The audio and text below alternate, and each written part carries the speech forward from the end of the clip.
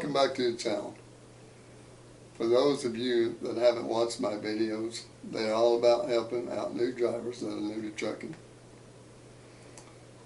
informing them about things that they didn't or won't learn in the classroom. Today I'm going to be talking about permits. In order to transport any commodity on our nation's roadways, you are required to have certain permits in the cab of your truck at all times. Sometimes it depends on what you may be hauling and which permit you may need. Regardless, there are certain permits that everyone needs. Now I put my permits in an order that I can remember so that when I am asked for any given one, I won't have to guess where it is because I know where it is. I always start with the cab card and registration because that always seems to be the first that an officer will ask for. The cab card will list the states and jurisdictions in which the vehicle described on the cab card is proportionally registered, together along with the registered gross weight. Your trailer should also have some form of registration. Next will be IFTA. IFTA stands for International Fuel Tax Agreement. Through IFTA, all states that your truck is registered in cooperate with each other to collect and administer taxes related to motor fuel usage. If you're going through a state that your truck isn't registered in, you will need to acquire a trip permit for that state. You can usually pick one up at the first port of entry that you come to. They run about $15 if I remember right. I go with the insurance card next. Every truck and trailer has to have one, just like a car. The company that you work for may have hazmat overlength or an overweight permit. Or they may have to have a permit showing that they have authority to transport property to all points within a given state. Now, this said, in other words, if you pick up a load in a state and you deliver it in that same state that you picked it up in, you are required to have a permit from that state stating that you have authority to do so. So, last but not least is the annual vehicle inspection report. Like an insurance card, every truck and trailer is required to have one. Once a year, guys, you have to have the truck and trailer fully inspected by a certified mechanic. The mechanic will sign off on it and give you a copy of the inspection report to keep in your permit book and a copy for the trailer. It will also place a sticker on the side of the truck and the trailer showing where and when and who inspected and when it will expire. If you have done this away from your company's shop, you will need to send a copy in some manner to management to place in their files. Management should have a copy of all of your permits on file so that should an audit occur, an officer will have easy access to all of them. An easy way for me to keep track of when permits are going to expire is to put that information in the calendar in my cell phone. The same way you would if you was putting an anniversary or birthday in your calendar. Same thing. I set it so that it will alert me a month before it expires. And then I can remind management. Now, I've never owned my own truck, so I don't know what owner-operators go through as far as permits. But I would think that a lot of them either spend a lot of time taking care of permits, or they have someone that does. Leasers would most likely have support with the company that they are leased on with. As for company drivers, management is your support. I realize that you hired on to drive and you may feel like it isn't your job, but let's be realistic. The people that work in management are only human and do overlook things. I've been in that position, so I do have some idea what I'm talking about. It would be in your best interest to take the time to go over your permit book and the paperwork located on the side of your trailer. There are some permits that may take a week or more to obtain, so you really need to stay on top of this. A few minutes now may save you a tremendous amount of time later on when an officer finds out that one or more of your permits are expired.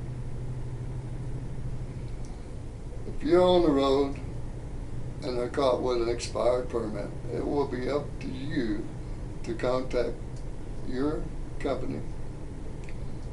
They will then have to fax it to the port if you're at a port. Now, I have never been at a roadside inspection with an expired permit, so I don't know what the procedure would be. I really don't want to know. I hate to keep beating a dead horse, but the point here, guys, is check your permits. It'll save you so much time later on. Make sure they're not expired or about to expire. If you're on the road and find yourself in this position, contact your office. Let them know. I promise you they'll take care of it. You know, they can fax it to the nearest truck stop. You may have to obtain the fax number and let them know what it is. And chances are it'll be waiting for you when you get there. I have done that several times over the years. Can you see how much time is going to be wasted just with me explaining what you're going to go through if you're caught with expired permits?